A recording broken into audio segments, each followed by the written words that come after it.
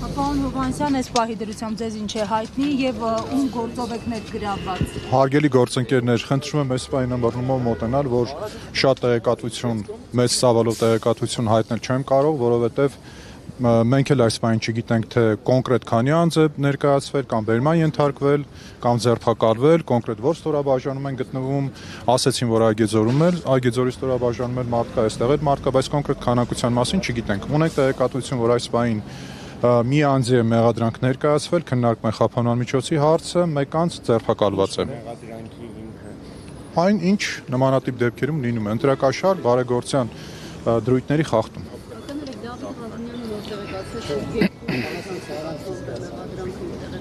Դե հենց նոր եկա, քննարկում ենք դեռ, մեկի վերաբերյալ ունենք, մյուսի վերաբերյալ հավանաբար արդեն եղել է այս պահին։ Թիվը նույնն է, թե ավելացել է։ Բերման ենթարկվածների թիվը վերջին տվյալներով 15-ն է,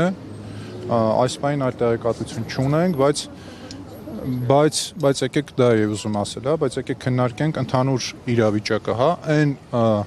հավճեպությամբ, օպերատիվությամբ, որ ուժային կառույցները իրավապահ արձանագրում է եւ արձագանքում է այս դեպքերին, եթե այս օպերատիվությամբ արձագանք էին մնացած բոլոր դեպքերին, ծանր հանցագործությունների դեպքերին, ամեն օր գրեթե համացանցը ցնցում է մի նոր սպանություն, մասսայական սպանություն, հասարակության աչքի առաջ սպանություն, եթե այս նույն օպերատիվությամբ աշխատեին, ապա մենք ունենայինք հանցավորության էական նվազում, ինչ այս պահին չունենք։ Ինչ հետ է կապված,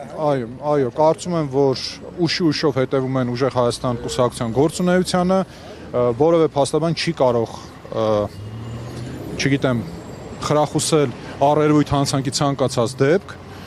այս պահին կրկնում եմ մեղադրանքին ծանոթ չեմ, հետևաբար իրավական գնահատական տալ չեմ կարող, բայց կրկնում եմ այն օպերատիվությունը, այն համակարգվածությունը, ինչը մենք տեսնում ենք, ծավալվում է Ուժեղ Հայաստան կուսակցության շուրջ,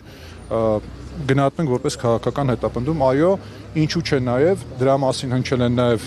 իշխանության թևից հայտարարություններ հետագայում կուսակցության արգելք մասնակցելու ընտրություններին։